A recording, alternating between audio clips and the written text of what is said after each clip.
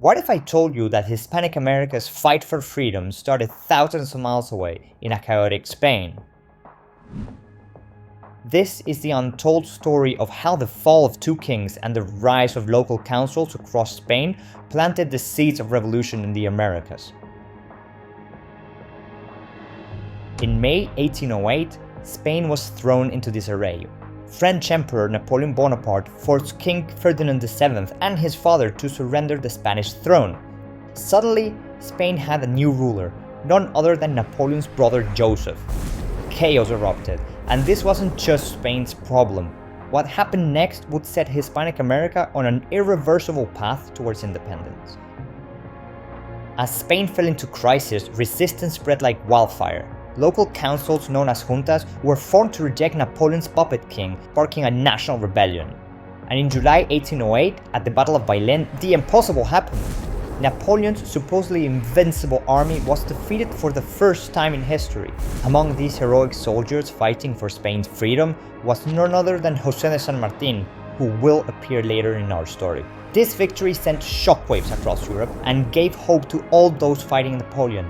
As for Joseph Bonaparte, well, he had to leave Madrid and retreat to northern Spain. But what did this all mean for Hispanic America? Well, the mishmash of Spanish local councils united in one central council of government, and in their search to obtain widespread acceptance and legitimacy across the empire, they made a groundbreaking decision. For the first time, the Americas and the Philippines were granted representation. The Central Council recognized them as equals, not subjects. Sounds revolutionary, right? But there was a catch. The promised representation, though an incredible progress, was far from being equal. Plus, some cities felt betrayed. Places like Quito and Charcas were denied direct representation, having to go through Peru instead. Tensions boiled over, and in 1809, new juntas formed in these cities and in La Paz. But this time, it wasn't just about resistance to France. It was about autonomy, about control over their own destiny. The seeds of revolution were planted. Even though the rest of Hispanic America went on to organize their elections and these early revolts were crushed, cracks in the Spanish Empire were widening. Back in Spain, the French were closing in. Napoleon himself enters the Iberian Peninsula with his grand army of 250,000 men. By the end of 1809, almost all of Spain was under his control. The Spanish Central Council had collapsed, and with it, the hope of true American representation. A new Regency Council was created, but let's be real, it was powerless.